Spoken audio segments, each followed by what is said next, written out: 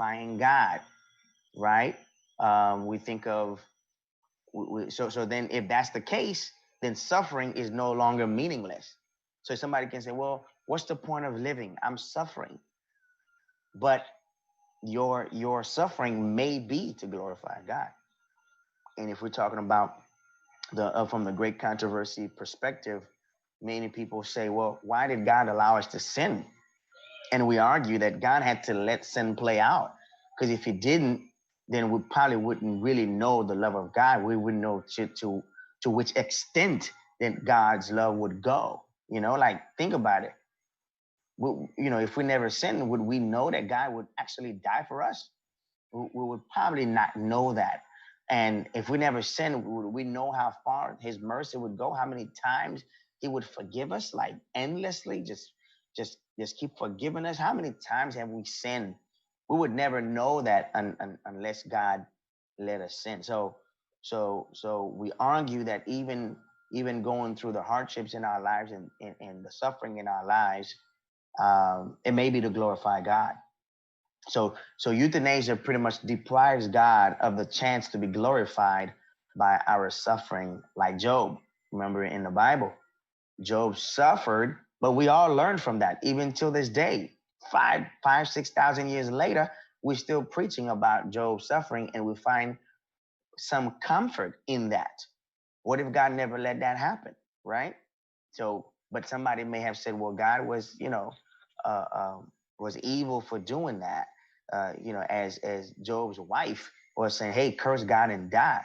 But God had a higher purpose. So then even our suffering or our sickness is not really meaningless. God has a purpose in all of that. I think it's very comforting to know that even in my dying, God can be glorified, even in my sickness. Um, so the other argument that they have against euthanasia is that once you approve voluntary euthanasia, eventually that will lead to a slippery slope. It would lead to probably non-voluntary euthanasia, um, which will be forced. It's a slippery slope, um, which makes sense. Which makes sense. And as I said before, euthanasia was really not a thing um, that was prevalent until until and let me just get to that slide so you can see. Yeah, so we go if you go from voluntary, of course, then voluntary, you're not voluntary, then to voluntary, to non-voluntary, involuntary, and so this was not a thing that was it was not a topic that was mainstream until Holland legalized it in 2002. They legalized euthanasia in 2002, and that included children as well. So even a child, if the child is suffering too much, they say they want to die, the state would recognize that they have that right. So it's a very slippery slope. So now the right to die will become the duty to die. Now, I can die. I want to die, and it's a privilege to die. It can go so far, and it has gone so far. Studies have shown um, how euthanasia went from, I think, 43 in 1998 to 300 in Switzerland. So it's crazy, right? Then euthanasia can be used as political statements. So people's lives can be hanging literally in a ballot. you know, um, um, the state can decide for or against, and the person has no right to defend themselves because it's legal now. What do we do? Um, and we talked about the utilitarian thinking, the mindset of it. That talks about, hey, it's for societal use, also for financial resources, or it's just, hey, my life, before my life is is without meaning, before uh, uh, um, my life is my life goes down, you know what I'm saying, shamefully, where I can't take care of myself, because people feel that if they cannot take care of themselves, it's a shame. Some people don't want to be an invalid. They don't want nobody. They don't want anybody to help them, and so they say, you know what? Before I go down like that, I'm gonna go ahead and save myself. So yeah, so now we had a case in 2002 where this person, this transgender, who had a surgery, and and he didn't like the way this, well, the transgender didn't like, I don't know whether to say he or she, from Belgium, didn't like the way that they looked afterwards. They didn't like the outcome, and they decided they wanted to be euthanized. Okay, so this is an actual thing that happened. This story was reported. Belgium lawmakers were they talking about this. In Canada, as you saw in the videos, this is a very big debate, and I believe we have a few states in America. I believe Oregon is one of them. I think it's 5 or 6 different states that allow euthanasia. Okay, and so we said Belgium legalized euthanasia, and they became the first country to lift any age restriction. You see how we're talking about when it says it's a slippery slope? Not it's not just for the elderly anymore. It's not for the terminally ill anymore. Now it's for children as well. Terminally ill children can request euthanasia if they are near death. What does a child really know about life and death? Or if they have constant unbearable pain, and the state will honor that.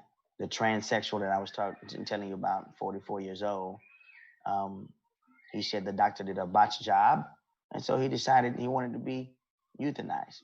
His name was Nathan Berhelst. He actually killed himself because he says he looked like a monster, and he didn't like that.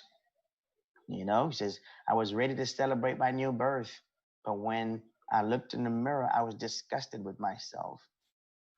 He told the newspaper, my new breasts did not match my expectations. And oh my gosh, I don't even want to read the rest. But anyway, so he basically didn't like what he looked like, and then he requested to kill himself. And then um, the um, Belgium State Department, they allowed him to do that. Okay, and as I said before, official figures published for the first time reveal almost 300 Swiss residents died um, um, by euthanasia in 2009, compared to just 43 in 1998. So you see, once one does it, then another one won't want to do it. Before you know it, this will become the norm. Okay, and people think that when somebody's euthanized, they're gonna just go quietly and peacefully. It's what people think.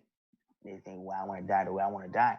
But um, it's been reported that, you know, euthanasia is not really that nice sometimes. Okay, it's documented that sometimes, you know, they have people before they go is they're gasping, you know, vomiting and aspirating vomit, convulsions, and sometimes they finish doing they thought they done euthanizing someone, they wake back up and now you have to go back and kill them again. So it can be pretty messy. It can be pretty messy, and so um, it's very sad when somebody feel that they can really take control of their life and this is what they want to do. But euthanasia encourage discrimination against the old and handicapped. So now, if your life is not valuable, then you know, hey, you can just go ahead and end it. How far will this go? Oregon assisted suicide law made physician assisted suicide available to 270,000 residents. on a state assistance program. Think about that. Um, some advocacy groups for the handicapped noted that many handicapped in this group were denied assistance for life. Are you serious? So if the people say that if you fall into that category, um, and I guess the state can decide if you go whether you want to live or not. This is really crazy. So the Christians or those who are against euthanasia, they label this as a culture of death. Um, and so I believe in the article that you read, you saw the different reasons why this euthanasia is really not something that Christians really back up. And Dr. Orr talks about it, and he gives us the differences between euthanasia and DNR. Okay, euthanasia is PAS, and DNR. PAS, physician assisted suicide, and then you have DNR, do not resuscitate. So the difference between the two: pulling the plug because the person is dead, they've been on life support, you just let them go, as somebody intending to kill somebody. What's the difference? The difference is the intent, as I believe group. I don't remember which group that said it, but the intent is death. Okay, um, the attitude is the attitude of control. The means is killing, and the agent of death is a human being. But DNR, the intent is to stop prolonging the dying process. So the person's already dying. There's nothing that we can do to help that person. Then you stop the process. You stop prolonging the process. Stop the agony. The attitude is resignation or surrender. The means is permitting death. Okay, it's not killing, but it's permitting death. And the agent of death is not a person, but it's actually, or a drug is actually the disease itself or the injury. You see the difference? It could be very, very blurry. You say, well, what's the difference? The difference is the intent. Okay, I think it's very important for us to get that. Do we want to control our life, or are we going to permit life to take its course? So Dr. Orr says, okay, we have a few options here. Option number one, we can let them suffer. If the person is going through a lot of pain, we can let them suffer, but it's immoral to do so. You can just let somebody suffer, right? Option number two, we can kill them, but it's also immoral to kill them as well. So it's just a third option. Third option would be sedation, or they also call that palliative sedation. I think some of you, if you're nurses and you work in the hospital, you can understand. So it's a little different than actually killing the person. All right. And then Dr. Orr's opposition also talks about how it depends heavily on distinguishing between intentionally shortening life and conceding defeat to avoid prolonging the dying process. Okay. All right. Intentionally shortening a life, that's the intent. Or, okay, we're not gonna start we're not gonna keep prolonging the dying process. The person is dying anyway, we're not gonna just keep letting it happen. And so we're just gonna stop the process. So there's an appropriate point to concede human limits and mortality. It's hey, it's the time has come. Just let it be. This what's called resignation or surrender. And then Dr. Orr argues that we create dilemmas that are uh, um, that perhaps the person would not go through if we, by not acknowledging it's time to concede defeat. Because sometimes you may have somebody on life support for 2 months, 3 months. Some people they're on life support for a year. And should that be as well? Should that be? So should we just concede? How do we govern conceding a defeat as not to kill? All right. So there is something called the double effect, the rule of the double effect. And let me share that with you as we close. Okay. This concept was originated with Thomas Aquinas, which was a Italian philosopher, I believe in the 13th century. He says, so these are two core intertwined concepts. Okay, recognition that an action can have a double effect. One is intended and one is not intended. So you can have the same effect, but one is intended and the other one is not intended. So intent, as somebody hit it on the nail earlier, is really the main issue here. Okay. Um, Intent or motives play a crucial role in the morality of the act. So this is the rule of the double effect. If you're taking notes, you can do that, and that goes beyond just euthanasia, but it's a life concept. Number one, the act must be good in itself, or at least morally neutral, but never evil. Okay, um, the good effect must not be obtained by means of the bad effect. You can best understand this in the story of Robin Hood, how Robin Hood would steal, right, to to benefit the poor. Can you get the good effect by evil means? So the good effect must not be obtained by means of the bad effect.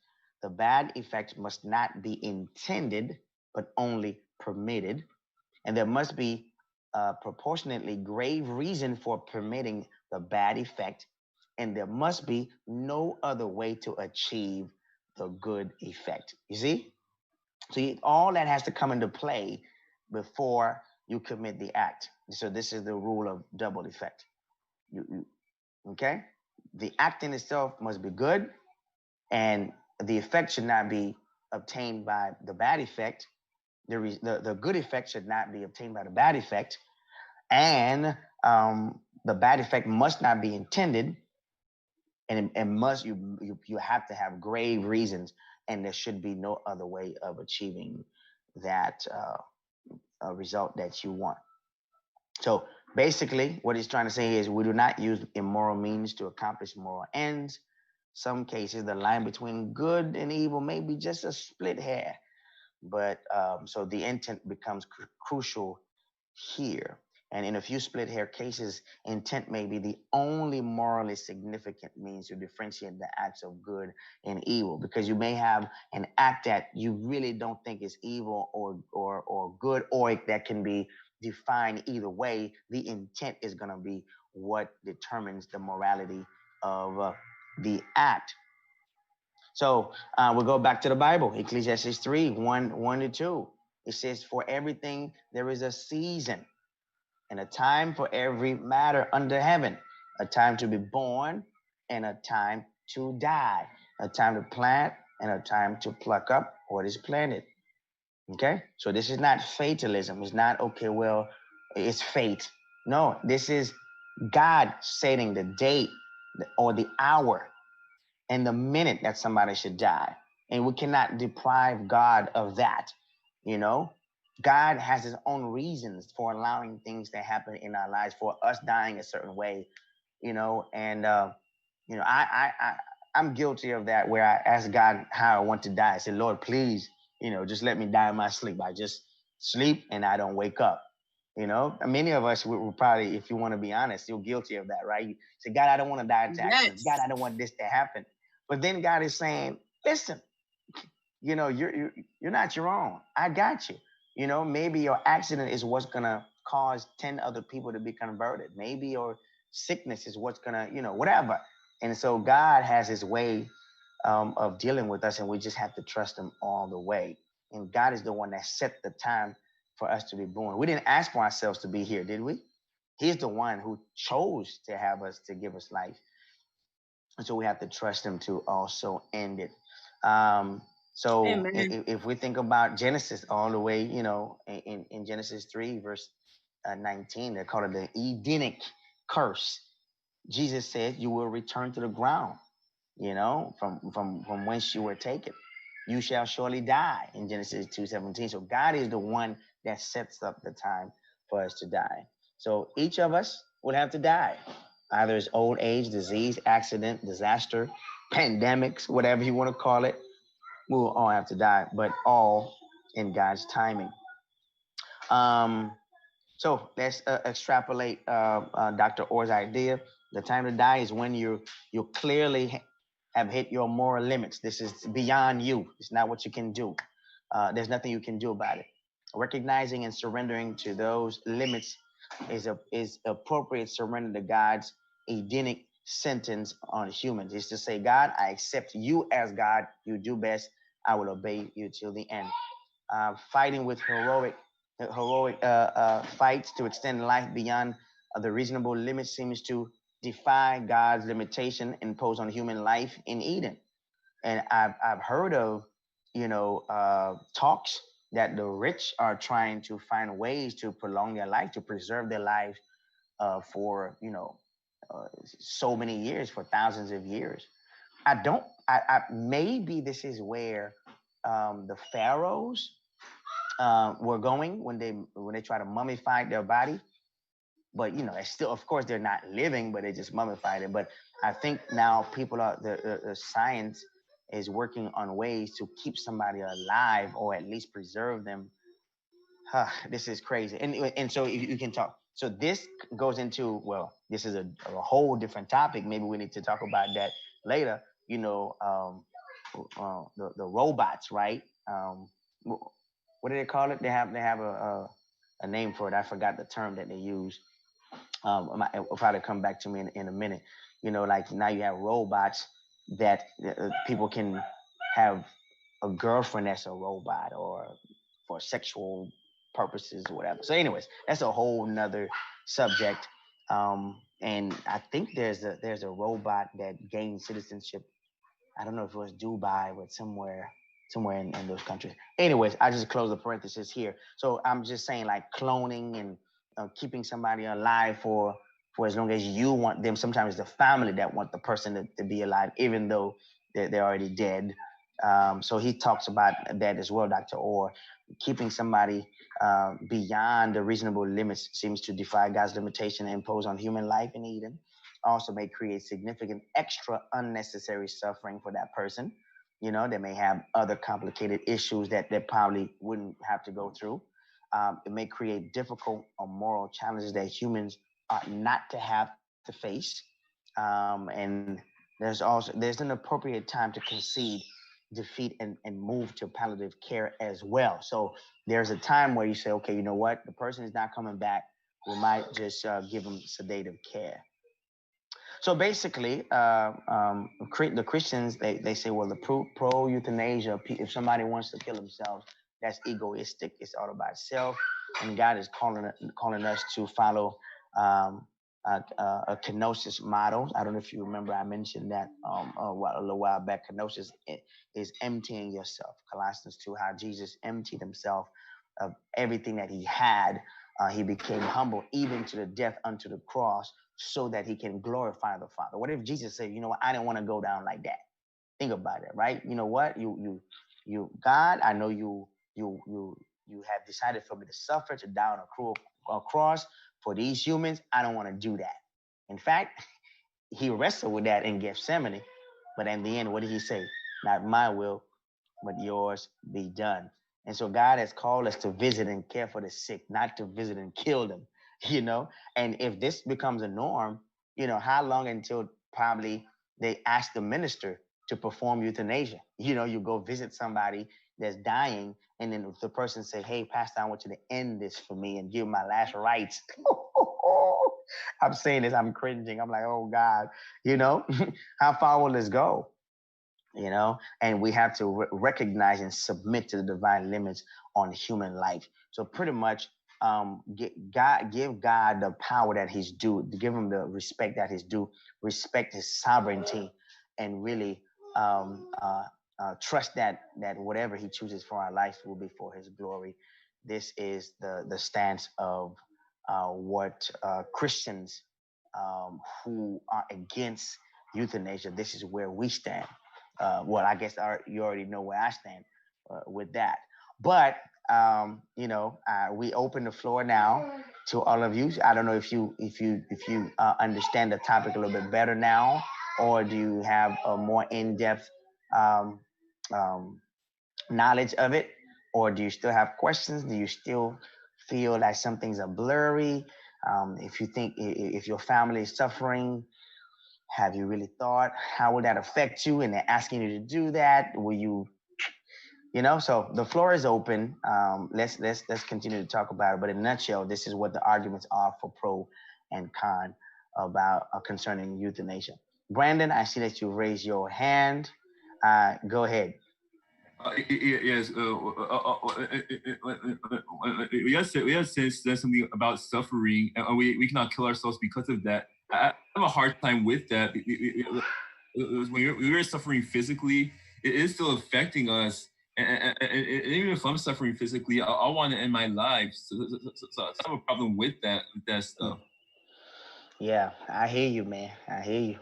But some people suffering excruciating pain, they may have a different opinion. So how do we deal with that? The person, I can't do it anymore. You see the person crying and screaming, you know, just day in and day out. What do you do? It's gonna be hard. It's gonna be hard for me to go through that if it goes on for years and it does not end. I don't want it to end so bad. So, and so that opens another dialogue. If can you pray for God to take the person's life? Lord, please end it. Is that immoral to pray for God to end the person's life because their suffering is so hurtful to you? That's something else. Yeah. So basically, I think mostly everyone is in agreement that we should not. The euthanasia is no good, right? Can we understand the perspective of someone else who is for that? Do they have a legitimate argument, or do they not? You know, like their argument doesn't stand at all.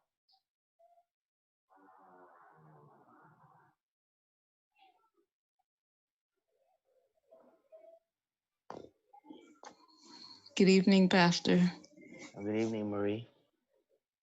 Can I share a little bit? Sure, the floor is open. Okay, because I can understand. I think it was just Brandon that just spoke. Yeah. I think I can understand what a challenge that would be. I know we know what the scripture says and everything like that. But I believe if we had this process of euthanasia earlier on, especially like during the time when persons first found out about cancer and how cancer, the excruciating pain and horror people experienced with cancer back then. I believe that process would have been applied from then, because people saw their loved ones going through so much suffering and so Yeah. much agony and pain. And then there was no real medication that, they were given during that time. I believe we would have had more of that Yeah. from the early onset of discovery of cancer. Wow. Because I know we had an uncle that, a grand uncle of mine, that he had cancer at some point, and I was much younger then. But as I got older, I would hear my aunt and grandparents speak about his suffering during his cancer, and they were saying that you could practically hear him coming around the corner when he was going through so much suffering from that cancer, and it would go on all night, and for days he would be in pain and just screaming and crying out in agony. So I can't imagine what that decision would be like for persons who have family members or that are going through such suffering. Wow. Yeah. So it's hard, man, and that's why I, when we study these things, I want people to just remember to be, merciful, or to be understanding. Just because you haven't gone through something doesn't mean, well, it's just an easy thing. It's black and white. A lot of times, when we go through these things ourselves, um, it's a different story. You have a different perspective of it. Has anyone else had any family members maybe that was suffering, or that wanted to, end their own life? And have you experienced anything like that?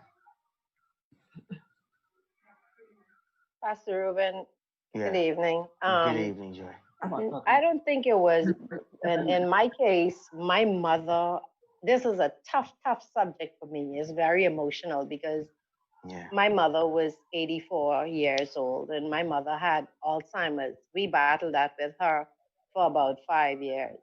Mm-hmm. She had a urinary tract infection, and the doctor told that she would get healed with her Alzheimer's, but it was weakening her. The medication was um, causing a infection to clear up, but her Alzheimer's, with Alzheimer's, she also had a weak heart.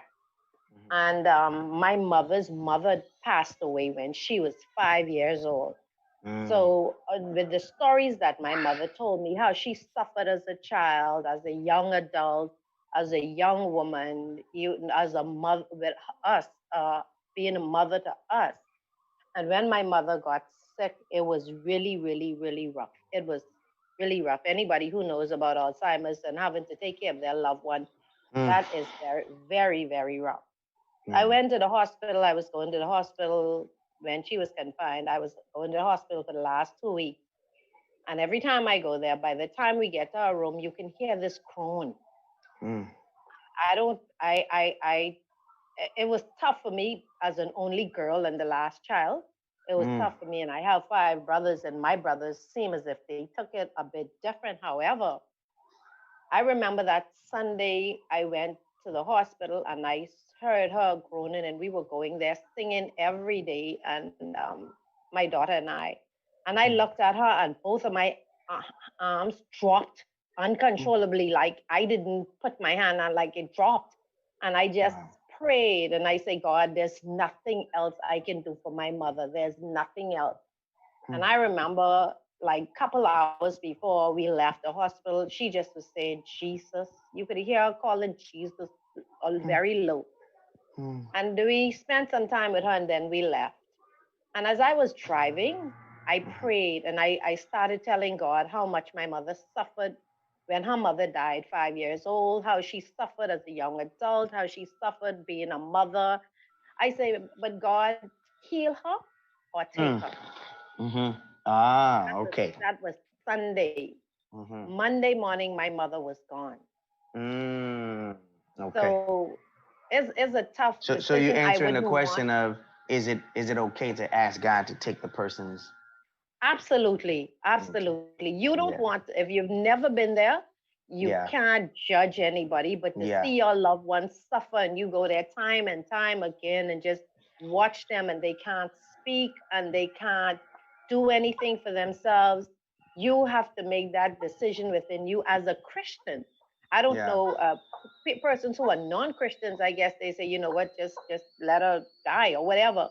But for me, I prayed and I told God, heal her or take her.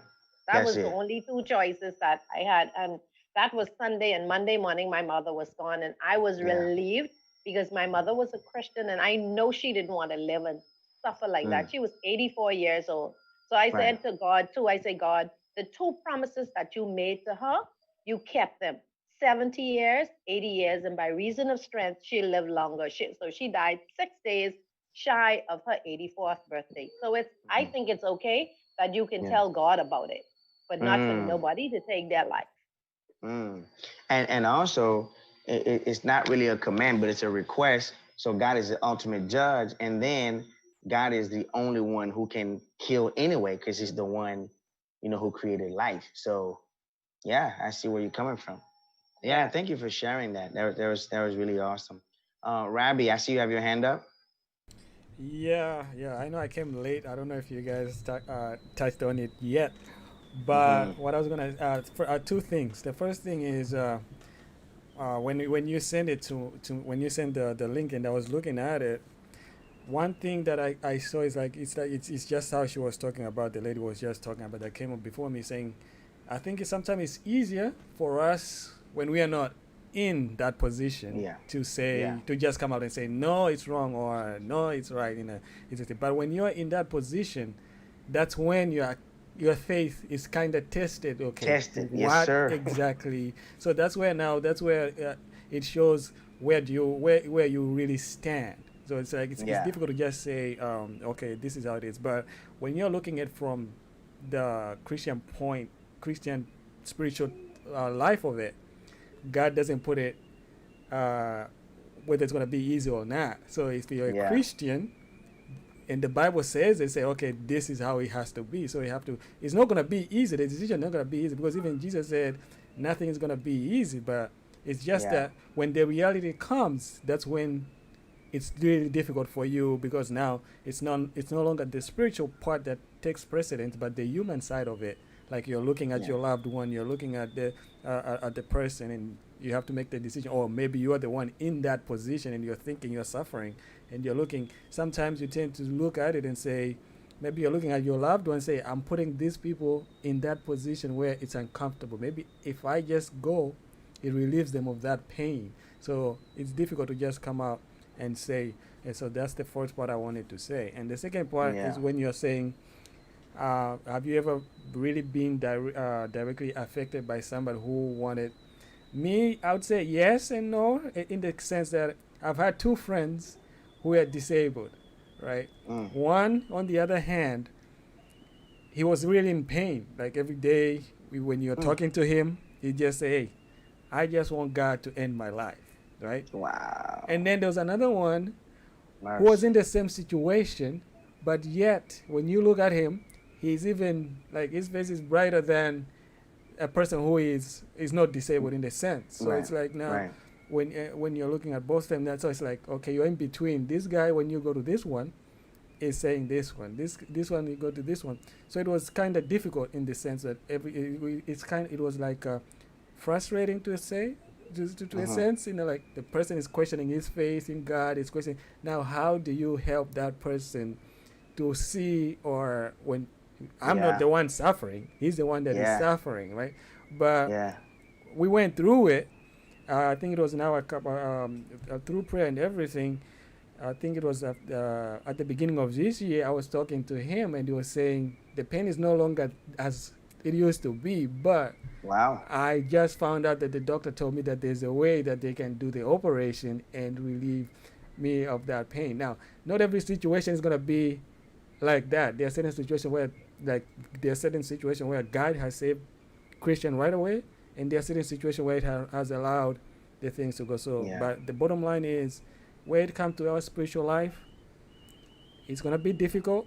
It's gonna be Yeah. very painful, but we have to do it just like Jesus did. Let God's Mm. will be done Be and not done. our Wow. will. So yeah, that's what I wanted to That share. was powerful. That was Yeah. powerful. Yeah.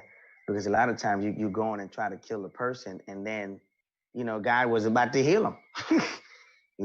And their life would be a testimony for many. Yeah, that's that was good that you shared that. I saw Ella Ray's hand was up before. Uh, do you still want to say No, something, Ella Ray? Yes. no. Somebody else already said what I was going to say. And say So what you were gonna say. Okay, all right. yeah, And so yeah. I think someone was asking about um the tribes that requested to the elders requested to be killed. Yeah, I read it in this book called Relativism. The same book that I gave you this crazy story last week, the heart wrenching story. So these tribes were called the Hudson Bay tribes in the 17th century. Um, and they thought it was completely moral to them for um, for the elderly to go out this way. Um, Members of these tribes practiced a custom of killing their parents when they had become old and incapable of supporting themselves by their labor. Elderly parents were strangled by their children, who natives believe had an obligation to perform a ritual act.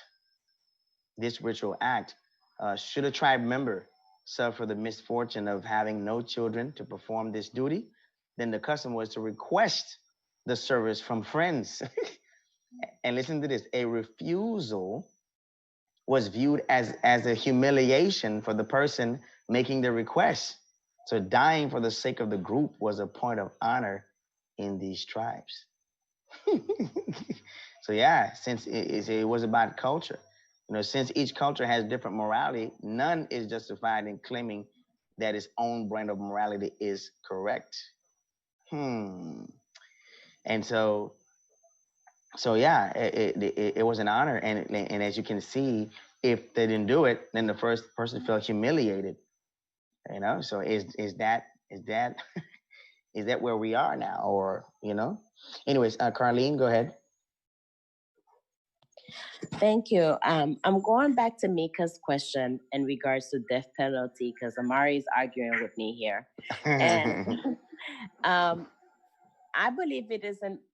I would like to hear your perspective on it because I believe it's a form of euthanasia. I know the person did not ask. It's not the person did not ask to die, but sometimes in euthanasia, the patient did not ask to die. So sometimes it's the doctor, sometimes it's the nurse, sometimes it's family members, sometimes it's a child who no longer wants to take on this burden, and sometimes it's the parent who does not want to take on the burden of the sick child. So can it also be applied in the sense of death penalty? Um, yeah, you we could talked. raise your hand to answer, Amari, instead of telling me no. He's telling me no. Okay, so Amari wants to say his opinion. Go ahead before I answer.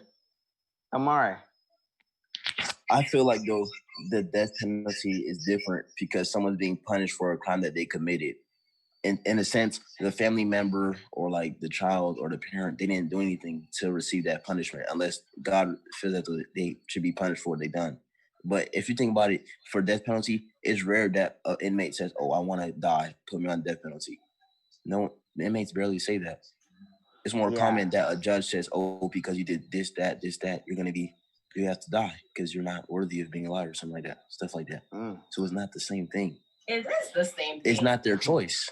Some of the patients, that's not their choice too. All right, okay, mother and daughter argument here. Okay, so let's, yeah. Oh, I'm sorry, mother and son. Amari, I'm sorry, man. Anyway, right? So listen, man. I'm gonna have to agree with Amari, man. I don't think it's euthanasia because you voluntary, even though you have voluntary involuntary euthanasia where the person didn't ask it, they did it against your will, but that's murder. And I don't think the capital punishment is classified as murder. I don't think it's classified as murder because the person, the Bible gives precedence for capital punishment, as long as the law, if as long as it's not done um, innocently, right? So you don't just kill an innocent person. I think there's laws for that. The law of the land. The land is sovereign. Um, so it's a little different than somebody who didn't do anything, who didn't, they were not tried and convicted of the death penalty. They just, just because they're handicapped or whatever, a doctor decides that they're going to euthanize them. It's different. Or someone who just asked for it. There's no rationale, I believe, for just euthanizing someone. So capital punishment is punishment. Ruben, I am not happy with you right now. I apologize. You got Amari head big, huge. It's huge right now. It doesn't work. You could have just said this is your stance and not agree with him and just say your okay. That's good. I apologize, but I just had to be honest. I believe that I believe that we should be honest at all times. That's another lesson that Amara needs to learn today. We are honest, and so basically, I believe it is different. You know how in the Old Testament, man, even if you broke the Sabbath, that was punishable by death. Adultery was punishable by death. Killing was punishable by death. So yeah, it's a little different than than euthanasia.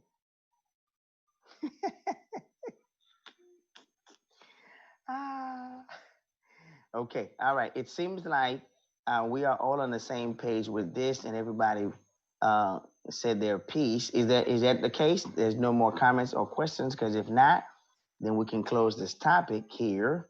Um, do we have any last? Rabbi, go ahead. Rabbi, you raise your hand.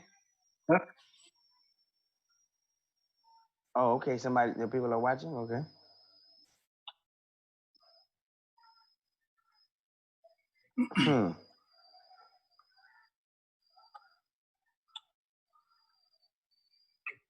Yeah. Yeah. I mean,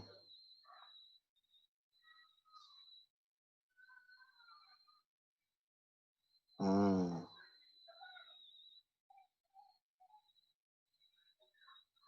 I mean, and this is right. This is right on the money. And the Bible talks about suffering produces endurance. You know, Romans 5:3-4. It talks about that. It says, not only that, we rejoice in our suffering, knowing that suffering produces endurance, and endurance produces character, and character produces hope. All right. So, yeah, it's easier said than done when you're not the one going through it. I get it. But if we take God at his word, he will get his glory out of our life, and we should not rob him of that. He deserves it. Any other comments before we go? Pastor. Yes, Sister Ella Ray. Yeah. I do think this conversation need to be had with whether it's husband and wives, your parents, because sometimes, for instance, they may go into the hospital, and they've the got to make may, decisions which are sometimes put into their minds by doctors or nurses. Yeah. While if they had this conversation with their loved ones prior to death, they would know exactly what to say and what to do, palliative care and so on. Yes, they know what to do. Yeah. Thank you. I appreciate that. That's good. So sometimes today we may take this conversation for granted, like, okay, whatever, is yes or no, and we know where we stand. But you may face that situation later in life, where either your loved one is suffering, husband or wife or sons and daughters, and you're faced with that question. What do you do? And so you need to know where you stand, whether it's a moral stance or it's not, or is it biblical or is it not? Carlene? Yes, I struggle with something. So I'm glad we brought this up. Not the fact of, I will never volunteer to die, by the way. But on the flip side, God. I'm glad. I'm like, okay, I hope she's not suicidal. Okay, good. But on the flip side of it, I even had this in my will. I want to be on life support. I want them to push. I want them to keep pushing to the extent of no return. Then now, as I fast forward a couple of years now, I'm thinking, well, how far should I go? Because now I'm only thinking about my need of me not wanting to go. But how about my children? What position am I putting them in financially, emotionally, to have to deal with me? So I don't know if we want to kind of touch up on that. Maybe people can voice out their opinion on this. Yeah. So that means you are against DNR, right? I'm not against it, but I will not sign it. Okay. Bring me back. So you want them to push as long as possible. Yes. But I also now, thinking about this, and, it's been a couple of years since I did it, and I have to touch up on it again. So I have to think about these things. Well, how the emotional toll that I would have on my kids. I still would want to be bring back, but I don't think I want to go to the extent that I have in my will. Listen, I was DJ. Bring me back. So how long did you want to keep you alive for? I said keep me on for at least 2-3 years. Then after that, my gosh. Oh yes. 2-3 years? Oh yes. Maybe I'll come back. Oh no. But now Amari, I'm prepared to God to kill you. So Amari, he heard what the other lady said. Pray to God. But now I'm thinking about it. Is it wrong? Is it a wrong way to think about it? Because now that's 2-3 years that you incurring financial charges. You're putting this burden on your children and their families. And the pain, the pain that they're going through too of seeing you suffer. Exactly. And I think Dr. Ora, remember we just read that thing about the doctor who also talks about that. It's not just ending your life, but also the other extreme is still problematic to keep your life as long as you can, and isn't that really defeating the purpose of conceding? When do we concede to say, you know what, enough is enough, God's will be done? If God wanted for the person to regain consciousness, to get back whatever, he would have done so. And and when we prolong it 2-3 years, are we putting ourselves in a spot where there may be other complications that that was not meant for you to suffer, when you come back to life, or whatever it is that you may be going through. And so in the end, I think trusting God and just kind of like pray for guidance would be a good thing to say, okay, you know what, if we try to resuscitate the first time and the second, like how long do you keep doing that is going to be, I think it's a moral question that we really have to answer. Pastor, may I? Yeah, biblically. Yeah, Renelle, I see your hand. I know I see, but I think I saw Marie Bastian first, and let Marie finish, and then you'll go ahead. Sister Marie? Sister Marie? I am, please. Hello? Yes. I think another question I think was worth considering also in this topic is, what if the doctors do persuade a loved one to say, okay, we see there isn't anything more that we can do. Perhaps the person may have been on life support for some time now. Would you consider now donating those organs for someone else? That's another tough decision that even complicates the situation even more. Yeah. So yeah, let's talk about it. What do you guys think? I don't want to get into that, but Carlene, did you raise your hand? No, I was gonna say for that, Marie, I don't know. It's a very tough one, but I think for me, I would think about it that if really I would go and pray on it, of course you'd think about it. And after you go through all your personal turmoil, if we're gonna end up this person, I have to terminate this life, we have to take this person off life support, then it doesn't hurt to donate the organs and save someone else's life. At least I know the person did not go, just but go. I think the underlying question is you being persuaded to let the person go for the purpose of donating the organ.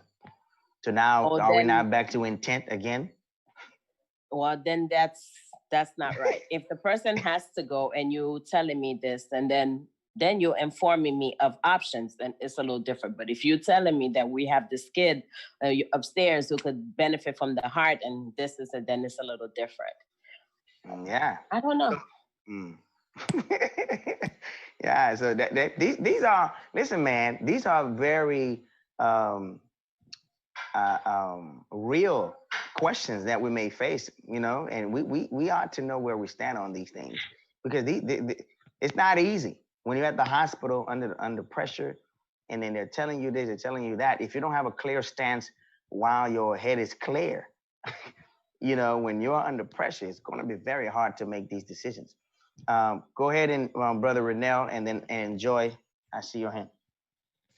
Right, and it's good afternoon, everyone.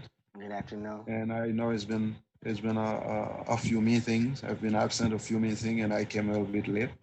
This is a very important topic. I wasn't going to say anything, but as after the intervention Elder Ray just made, and I think it is extremely important for us to have that discussion with your loved one early.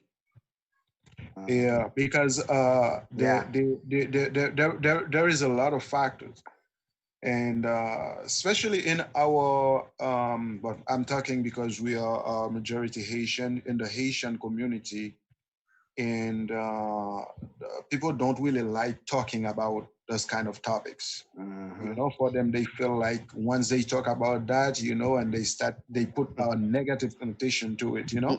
Even life insurance is taboo. Exactly, exactly. But this is something very important. Yeah. And let me tell you something. I've because that's I've been dealing with that for almost 8 years now. And me personally, I've participated in a lot of a situation when we're trying to bring people back, or sometimes we try, sometimes we happen to bring them back, and sometimes we just can't, and sometimes we bring them back, and the next hour they code again. So we also have to know when we do when we do CPR, sometimes the person could come back and then come back with broken bones, and then that's gonna leave the person with another pain. Because when we do CPR, sometimes it happens that because some people they have brittle bones, and that can leave the person with another pain, because sometimes we have some we can get some ribs, you know, and it could also be painful. But why I think what Brother Ray said was very important, because I'm gonna tell you as it is, man, what I have seen. We have some people who just when they see but I see it, to be honest with you, I see it mostly in the white community. And they used the loved ones is based on what the person left behind. And if the person has a good life insurance, they're ready to let the person go. Wow. But if the person is there, so they have, like, I remember the sister said that she would like to be in life support after 2 years. I remember we had a patient that was in life support for almost 3 years. But the only reason is that the kids were getting Social Security. And as long as the person there, they are getting the money. But once the person is gone, the money is gone. So they said, no matter what happened, and leave my mom and keep the person alive. Yeah, by any means. They make sure they're in the hospital every single day. Every single day they come to the hospital. But the person is not responsible. The person is 100% on life support. But as long as the person there, as long as there's no death certificate, they get the social money, they get the Social Security money. But once the person is gone, the source of income is gone. Yeah. You know, so they say, hey, no matter what happened, you're not going to go through that route. I want my mom to stay alive. You know? Wow. The lady was there for almost 3 years. Which sometimes we have that. I say we need to have discussion about it, and so that we know, because it could be painful both ways. It could be painful both ways to have to let the person go just like that without putting a fight. You know, but sometimes too, as you said, you need to know when enough is enough. Yeah. You know, when enough is enough. To have the person go for 2 years, man, that's a punishment. I don't think you want to put your mom or your dad through that punishment. I can understand a month. I can even understand 2-3 months. But when you're talking about years, come on. This is really this is a punishment. That's pushing it. This is a punishment. But the good thing is to have that discussion beforehand. So hear me out, Renell. So when the person is on life support, do they feel things? Not all the time. Sometimes they don't feel anything. Even when you're not on life support, it based on how it goes, based on what went first. You might not even on life support, but you still, if just like someone who's paralyzed, you know. And the thing about life support, you might see the person open the eyes. You believe is the person that opened the eyes, but it's not even the person that opened the eyes. The eyes just opened by itself. You know, so there are different parts to it. But is because the truth is, once you remove the machine, a few minutes after, the person is gone. But is Because there life in the body? Is there life in the body at all? One way, one from yes. one way or the other. Is there Yes, life? yes. What if once there is life in the body? There's some kind of life in the body. That's why the person. But once you remove that machine, that life is gone. Not long after the person is gone completely. Brother Renell. Yes. It is said that the hearing is the last thing that goes. Is that the case? They can still hear? But I don't have a proof of that, but yes, they mentioned that. But I said you can see the person in life support for years and then the person still about to open the eyes.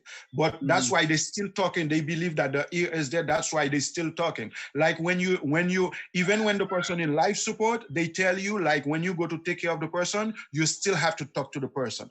You don't just go and move the person left, right. You still have to talk to the person. That's why they say they still feel like the hearing is still there. That's why they tell you as a health worker, you still have, whatever you do, you still have to keep on talking to the person while you're doing it.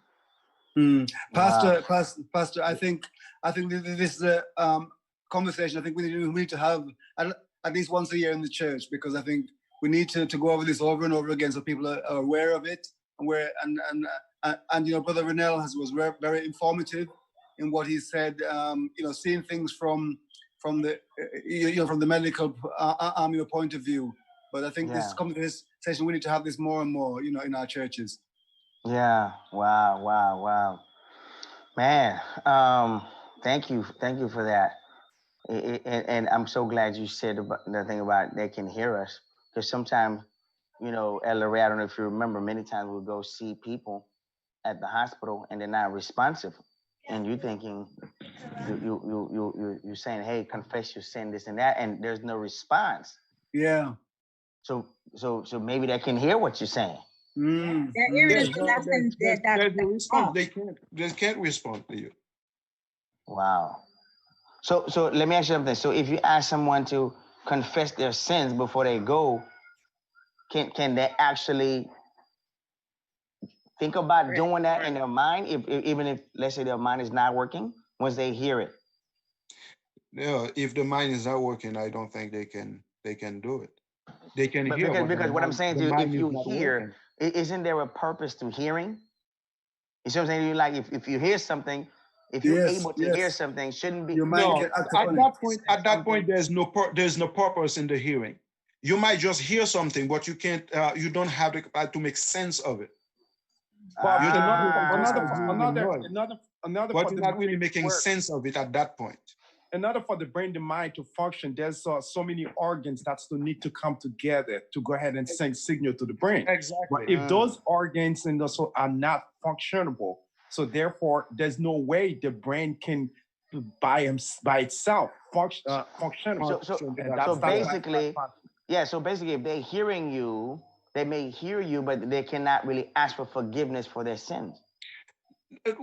Let's put it that way. The hearing is just like hearing a noise, but it's not really. They cannot really process it.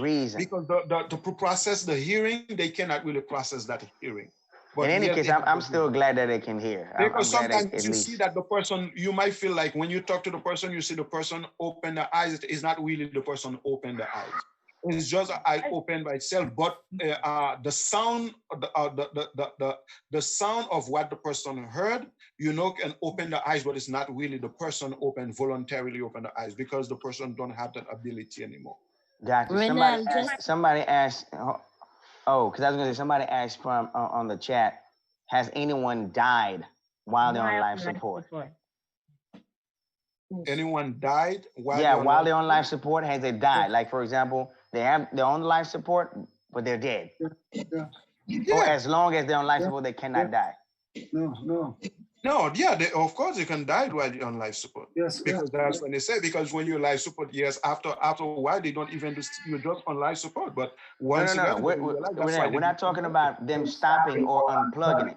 While you're on it, can you expire? Yeah. Yes, because as I said, I have seen it. I have seen people expire while on life support. I tell you that I work with that lady. I was with that lady. She was my patient.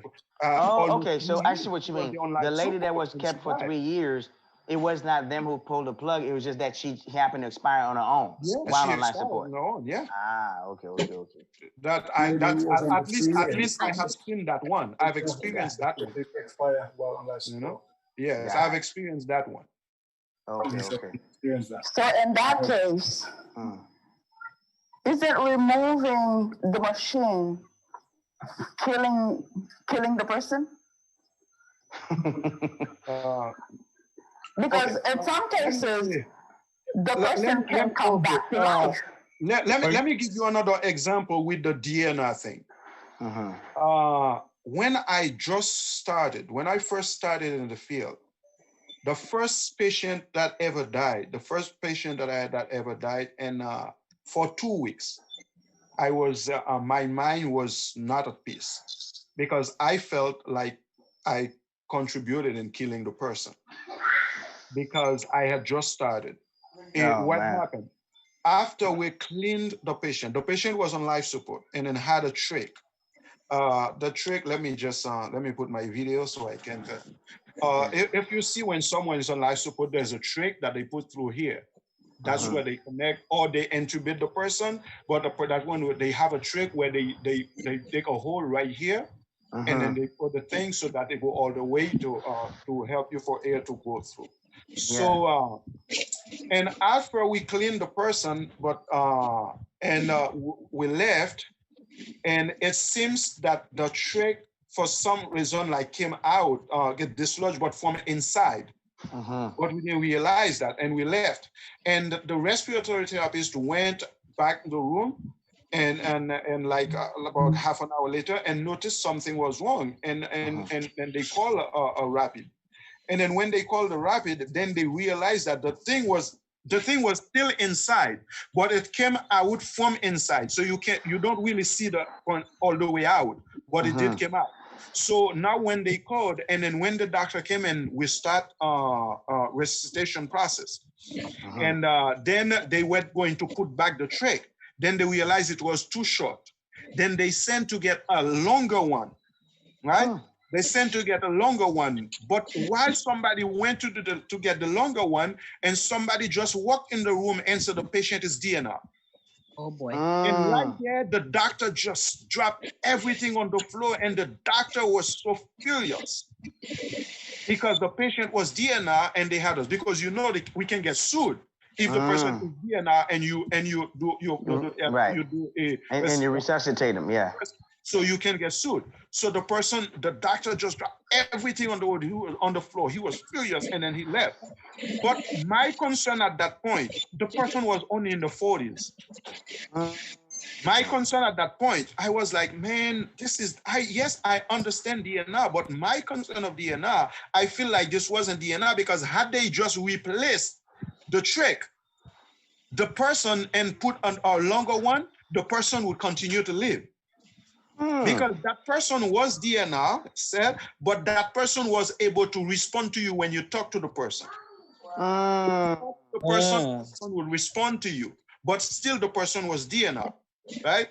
So once they had the trick, because the trick was too short, and then it came like, it's just like to show that it's sitting up here.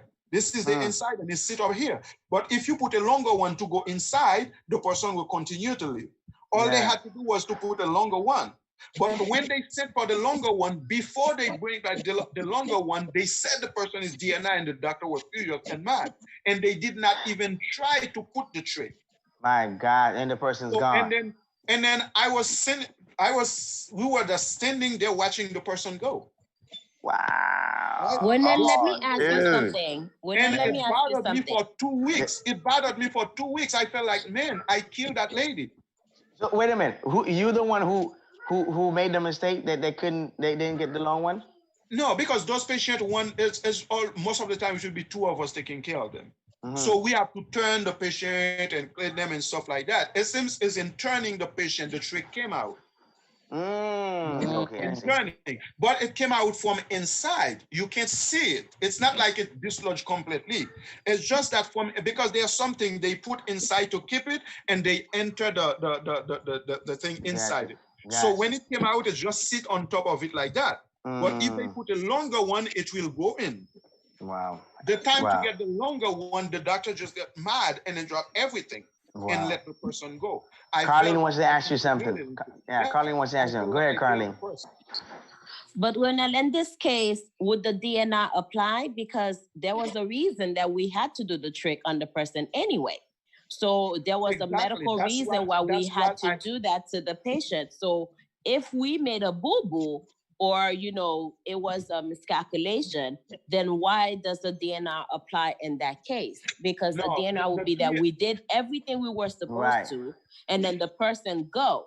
Now, at this point, since the person is, you know, we had the right equipment, we did everything, so the person go, then the person say, you know what, just let me go. Don't bring me back. But in this case, we made the boo-boo. When they had the trick was the person, it was after they intubate the person or they put the trach. When they intubate you through your mouth. So when you start getting better, they remove the thing from your mouth and they can put the trach. So they had the trach. So it was after the person was intubated. That was after the family declared DNR, but it wasn't before. So that's when it is after the person was in the trach. That's when the family signed the DNR. And it's the family that signed it, but it wasn't him that signed it. Yeah, it could be the family. It could be if you're in a if you reach a point you cannot make decision, your family can decide for you. No, I think that's murder right there. I think that's murder. No, so that's why they ask you who's going to. That's why you need to have that discussion early with your family. So if I am unable to make decision, who is going to make decision for me, and what decision I want you to make on my behalf. But now, do you trust me to make decisions for you for your life, sir? Huh? Do you trust me to make? You know, we already discussed that, right? We're gonna have concert and stuff like that. So I'm ready for that concert, man. Yeah, man. So once you don't sing alive. Oh man! This is crazy. So Pastor, Pastor, there's another question here. What if Brother Reynolds just said, and I said earlier about having this discussion. What if the discussion ends in the person asking you to do something which is against your belief? Well, I guess that's when you let them know what you believe in, you know? Hey, I understand what you're asking me to do, but that's against my morals to do. So I would not be the one. Exactly. So that's why we have a discussion early on, while the person's still able to make decision. You know what? I've been wanting to do this topic, but I never really understood how important it was until we started discussing it. This is crucial. This is crucial, and we all need to, you know, hey, do you want to DNR? You have to decide that. You have to, you know, there's something that you want to know. But now, is there something wrong with DNR? Like somebody chooses that? Do you think that's morally wrong to choose to DNR? In my opinion, I don't think is in my opinion, I don't think it's wrong, because it's not like you asked to kill yourself. It's just like you're about to die anyway, but you choose, you don't want them to bring you through pain to have to bring you back. Because as I said, when you go through, it is not wrong not to do it, in my opinion, right? I'm not saying, in my opinion, it's not wrong to do it. And it is also not wrong if you don't want the DNR. It is also not wrong. It's you.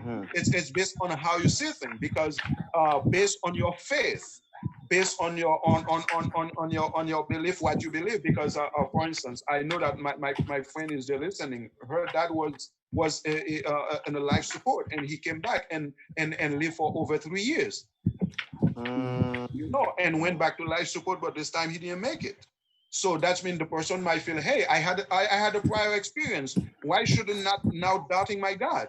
You know, because I had experience that my God can do it.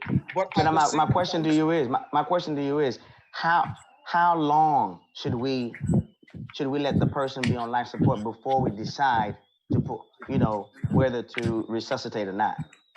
So is it like about 2-3 weeks? I mean, what is the length to know? Okay, you know what, that person's chances of coming back is really very slim. No, the thing is, Can you medically measure that? What I'm saying to you is, when do you know? Okay, we're gonna have to pull the plug.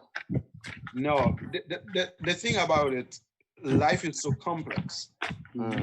It is so complex. So the best way is to have that discussion, to say, if this happened to me, I don't want to continue living. If this happened to me, I'm not telling you to kill me, but I'm just telling you that if I am going, let me go. If this happened to me, you early on, because what happened? Life is so complex. For instance, I'm gonna give you an example. We had a patient. It was a young guy in the 30s.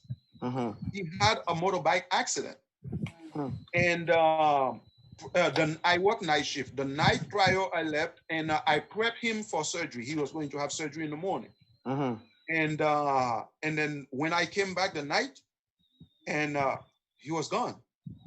Wow. He was gone, and it's not like he wasn't on life support. He just had a broken bone. He had a broken femur, right, from a motorbike accident. Had a broken femur. But what happened? While he was laying there, and he developed a blood clot.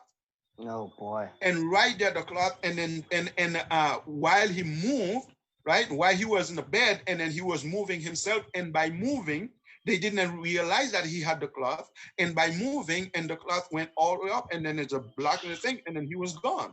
My God. So that's when you don't know medically to know, oh, that person, you can see the person here and the person is gonna go. So you don't know medically to say now is the time that the person gonna go to all the clot. So here's my question. So here's where I'm going. Now, once the clot goes to his brain or wherever it goes to kill him, right? So what if, for example, if he wanted his life to prolong, would they try to put him on life support then at that time? Yes, they could try to put him on life support. Yeah. Okay, and then would you say that the person would have a possibility of returning? They're gonna have to do surgery to go either to get the clot out or remove the clot, or the surgery and do whatever they can. But sometimes the person can just go without even giving you anything. By the time you code and before the code team gets there, and the person is gone. Okay, I guess my question was the other way. It's like, okay, when do you know to put the person on life support? I think this is really what I'm trying to ask, because when you talk about the guy who had the blood clot, so you come back in the room, he's dead, right? So now if he said, you know what, if he was like a Carlene, you say, I want my life to be on life support for 2-3 years, do you then try to put him on life support even after he just dies? No. Okay. No, you can't put him on life support after that. What happened? When you can see, you just you see the person, because if you're monitoring the person, you see the person is not doing well, then you're gonna check the vitals, because we have a parameter to follow. Like once you see that, if you see your heart rate start going to going below 50s, that's called for concern. If it's going to keep going up past 200 and going up, that also calls for concern. So we're going to check all the vitals, and once we see the vitals and we start looking for pulse and we're not getting pulse right away, we call a code. And when they call the code and they try to, if you don't find pulse, the first thing you're going to do is start CPR. And why you call CPR while the team is coming? And then once they get there, and then after a second day not feeling, then they're gonna have to intubate so that they can start resuscitation by intubation, and that's when they start the life support. Yeah, so the person cannot die. Like if they declare, no, the person cannot die and to choose to put the person on life support. No, if you're already dead, they cannot put you on life support. Okay. So DNR then is when, if you see me dying, right, I'm losing my pulse, then don't put me on life support. That's what it means. Yes. If you see me dying, don't just let me go. Just let me be. Yeah. Okay. Also, Renel, can you bring the person back? Like if the person's in the trances of going, the heart just stopped, aren't you able to, do CPR, do these things to bring it back? Okay, CPR, you start CPR is when there's no more pulse. Yes, you can do that. And yes, people come back doing CPR. We Correct. have patients that come back doing CPR and they live. But we also have person, they come back and they live for 1 hour, and after an hour they code again. Then they're gone. Okay. And you have to do CPR again, and they code. But yes, we have people who do CPR, and after CPR they live. Okay. Yeah. Gotcha. Okay.